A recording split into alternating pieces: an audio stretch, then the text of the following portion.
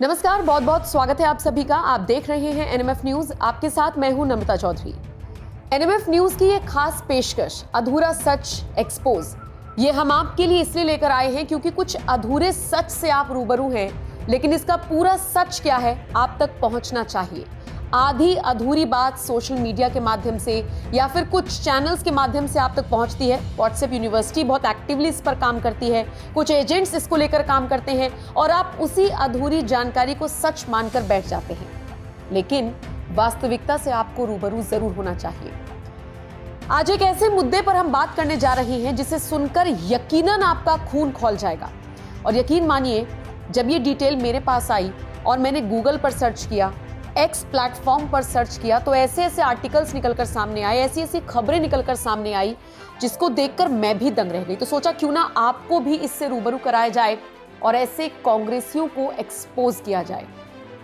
एक बहुत वरिष्ठ पत्रकार है, उन्होंने एक न्यूज चैनल में स्पेशल इंटरव्यू के दौरान कुछ और मेहमानों के साथ जो खुलासा किया, उसे जानकर आप दंग रह जाएंगे। और पिछले 24 घंटे से सोशल मीडिया पर यही एक चीज ट्रेंड कर रही है।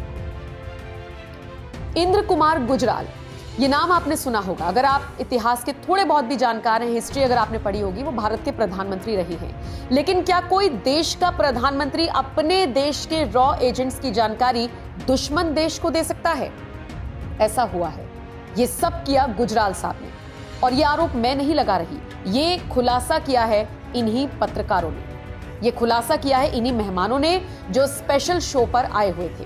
और उसके बाद से तो ट्विटर, जो कि अब एक्स हो गया, उस पर ये सारी चीजें ऐसे ट्रेंड कर रही हैं। मैं आपको वो आर्टिकल्स भी दिखाऊंगी, मैं आपको वो वेबसाइट्स दिखाऊंगी जो लगातार इन सब चीजों पर लिखती रही हैं, लेकिन किसी का ध्यान नहीं गया। लेकिन आज कांग्रेसी होंगे एक्सपोज। हामिद अंसारी हुए या मनमोहन सिंह हुए, किस तरीके से भारत की परेशानी बढ़ाने का काम इन सभी ने किया। एक ट्वीट देखिए आप और उससे अंदाजा लगाइए। दीपक शर्मा का ये ट्वीट देखिए। दीपक शर्मा लिखते हैं, कांग्रेस के काले कुकर्म जिन्हें पढ़कर आपका खून खौल जाएगा। मुस्लिम उपराष्ट्रपति हामिद अंसारी ने विदेशों में कई रॉ एजेंट्स को मरवा दिया। हामिद अंसारी ने ईरान को बता दिया था रॉ एजेंट का नाम और पता। इंद्र कुमार गुजराल ने भी पाकिस्तान को बता दिया था रॉ एजेंट का नाम और पता। पेपर पर सभी रॉ एजेंट का नाम और पता लिखकर पाकिस्तान को दे दिया था। मनमोहन सिंह ने भी यह मान लिया था कि हमारे खुफिया एजेंट बलूचिस्तान में गड़बड़ कर रहे हैं। कांग्रेस सरकार ने अपने ही खुफिया एजेंट का डेथ वारंट साइन कर दिया था एक वरिष्ठ पत्रकार की कलम से। मनमोहन सिंह का एक बयान उस वक्त भी चर्चा में रहा था और आज एक बार फिर उसकी चर्चा शुरू हो गई है। देखिए, पीओके की जब जब बात होती है या फिर पाकिस्तान में कोई भी, अगर मैं हाल फिलहाल के कुछ दिनों की बात करूं, कोई भी आतंकी मारा जा रहा है, तो वहां से ये आरोप लग रहे हैं कि भारत की खुफिया एजेंसियां एक्टिवली काम कर रही हैं। और सिर्फ पाकिस्तान ही नहीं, आप कनाडा भी देख लीजिए, जहां जहां पर भारत विरोधी कोई आतंकवादी मारा जा रहा है या फिर कोई ऐसा आतंकवादी जो भारत में पूरी तरीके से बैन है, वो अगर मारा जा रहा है, तो वहां से ये आरोप लग रही हैं कि भारत की खुफिया एजेंसियां या रॉ एजेंट्स घर में घुसकर मार रही हैं। लेकिन इसका सीधा सीधा सबूत तो मनमोहन सिंह ने उस वक्त दे दिया था जब उन्होंने ये कहा था कि हमारे खुफिया एजेंट्स बलूचिस्तान में गड़बड़ कर रही हैं। पाकिस्तान के लिए बलूचियों ने एक बड़ी मुश्किल खड़ी कर रखी है। बलूचिस्तान अपने लिए एक अलग नेशन की मांग कर रही हैं और वो मांग उनकी इसलिए जेन्युइन है क्योंकि वो बहुत वक्त से प्रताड़ित हैं और एक लंबा चौड़ा हिस्सा है बलूचिस्तान का जो न सिर्फ पाकिस्तान में बल्कि और 3 देशों में भी आता है। तो ये एक बड़ा मुद्दा है। बलूचिस्तान अपनी मांगों को लेकर लगातार बलूचिस्तान में प्रदर्शन हो रहा है, लेकिन पाकिस्तान वहां ध्यान देने के बजाय बाकी हर देश पर उसकी नजर है। अफगानिस्तान में जब तालिबान का कब्जा हुआ, पाकिस्तान बहुत खुश हुआ, बहुत जश्न मनाया गया और ये कहने की कोशिश की गई कि हम तो अफगानिस्तानियों के साथ हैं। फिर क्या हुआ? तालिबान ने आप पर ही हमला कर दिया। उसके बाद जब अब बांग्लादेश में तख्ता पलट हुआ, त्राहिमाम मचा हुआ है, तो अभी भी पाकिस्तान गदगद है।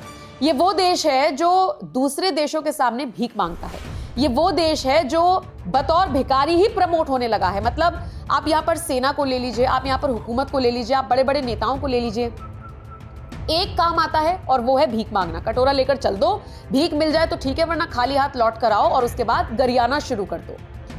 एक बहुत फेमस यूट्यूबर है जो सोशल मीडिया पर वायरल हुआ था भीख मांगते हुए प्लेन में। उसकी तुलना भी यहीं से की जाती है कि भाई वहां पर तो ये चीजें बिल्कुल नॉर्मल है। और ये सारी चीजें ये पत्रकार और ये खास मेहमान भी इस शो में करते हुए नजर आए, पाकिस्तान का इतिहास बताते हुए नजर आए। लेकिन हमें उससे क्या, हमें इससे ज्यादा फर्क पड़ता है कि भारत में रहते हुए अगर भारत का कोई प्रधानमंत्री अपने रॉ एजेंट से एक तरीके से डेथ वारंट लिख रहा है, अगर आप नाम पता सारी जानकारियां दे रहे हैं कि फला फला रॉ एजेंट यहां रहता है, ये इसका फैमिली बैकग्राउंड है, तो आप तो सीधे सीधे उसकी मौत लिख रहे हैं। और शायद इसीलिए सोशल मीडिया पर इन पत्रकारों के बयान वायरल हो रही हैं और लोगों में जबरदस्त तरीके से गुस्सा है। और हामिद अंसारी को लेकर आप देखिए, अब आप अपनी स्क्रीन पर इस वक्त देख रहे हैं, मैंने सिर्फ गूगल पर डाला हामिद अंसारी ने रॉ एजेंट की दी जानकारी और उसके बाद देखिए कैसी कैसी बातें उनके लिए लिखी गई है। सबसे पहले दैनिक भास्कर का लिंक देखिए, हामिद अंसारी ने पाक पत्रकार को दी खुफिया जानकारी और उसके बाद ये पूरी जो भी लाइन लिखी हुई है। उसके बाद आप ये न्यूज 18 का देखिए लिंक, जिसमें पूर्व रॉ अधिकारी RSN सिंह ने क्यों कहा कि सब बिकते हैं।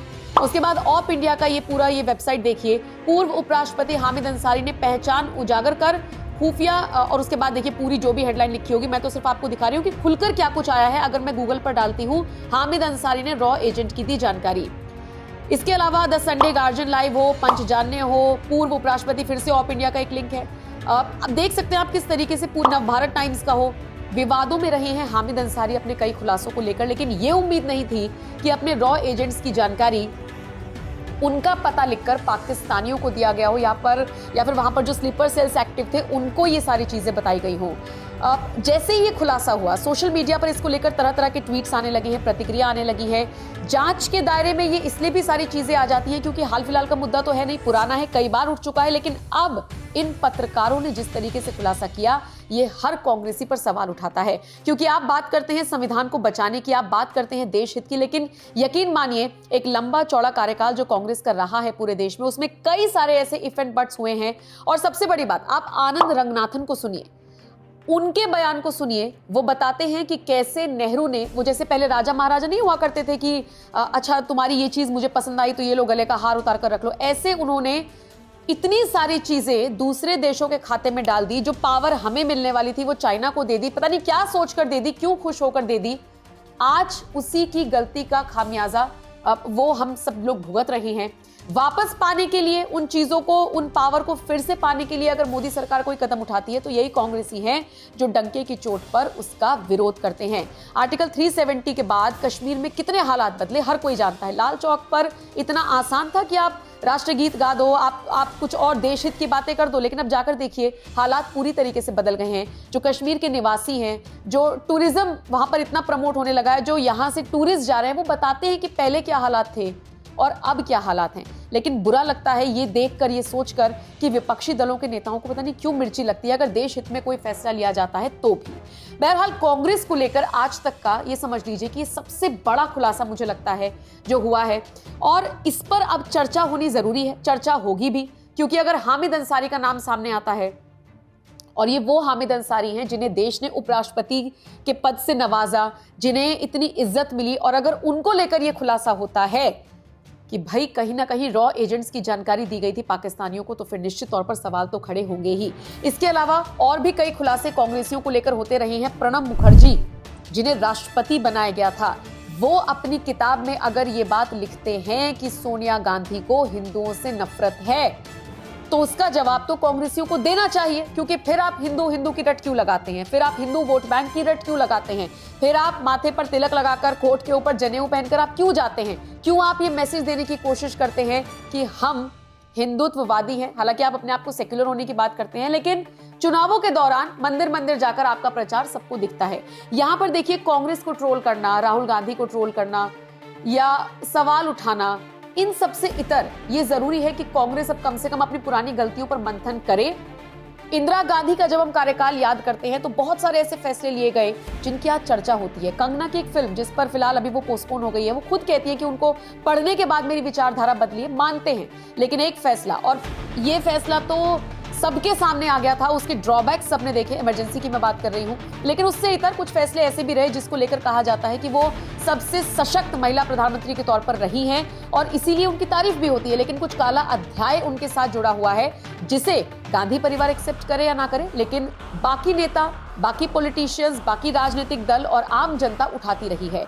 तो ऐसे में अब ये मुद्दा भी मिल गया है लोगों को उठाने के लिए। इसको लेकर डिबेट्स होंगी, इसको लेकर चर्चा होगी, लेकिन जब तक आपका खून नहीं खौलेगा तब तक इस पर बात करना पूरी तरीके से बेकार है। कोई प्रधानमंत्री भारत का अपने रॉ एजेंट्स की जानकारी अगर पाकिस्तानियों को देता है तो इससे ज्यादा शर्म की बात क्या होगी। आप तो सीधा सीधा डेथ वारंट लिख कर दे रहे हैं। बस यही चर्चा हो रही है। दीपक शर्मा नाम के यूजर ने क्या लिखा ये मैंने आपको बताया। बाकी देखिए रोहन तिवारी नाम के एक यूजर ने भी इसी तरीके से वीडियो को शेयर करते हुए लिखा है, पूर्व प्रधानमंत्री इंद्र कुमार गुजराल ने पाकिस्तान को रॉ एजेंटों के नाम बता दिए थे। पूर्व उपराष्ट्रपति हामिद अंसारी ने ईरान को एजेंटों के नाम बताए। कांग्रेस नेताओं ने हमेशा हमारी एजेंसियों और सुरक्षा बलों को धोखा दिया है। इसके अलावा इसी तरीके से एक यूजर ने लिखा, अंसारी ने अपने कार्यकाल समाप्त होते ही पूरे देश को खुद चिल्ला चिल्लाकर बता दिया था कि उसने अपने कार्यकाल के दौरान क्या गुल खिलाए होंगे। कुछ पोल उनमें से खुल गई, कुछ समय के साथ धीरे धीरे खुलेंगी। पद कोई भी हो, इनकी मानसिकता एक ही है। सेक्युलरों को अब ये बात समझनी चाहिए। एक यूजर ने लिखा, कांग्रेसियों के कुकर्मों की सूची काफी लंबी है। एक और यूजर ने लिखा, ये गद्दार थे, गद्दार है और हमेशा गद्दार ही रहेंगे। इन पर कभी भी विश्वास नहीं किया जा सकता। तो देखा आपने लोगों में किस तरीके का गुस्सा फूट रहा है हामिद अंसारी के नाम पर और पूरी कांग्रेस के नाम पर। फिलहाल ये बड़ा खुलासा पत्रकारों की तरफ से भी किया गया है। कुछ विशेष मेहमान इस शो में बुलाए गए थे, उनके हवाले से भी किया गया है।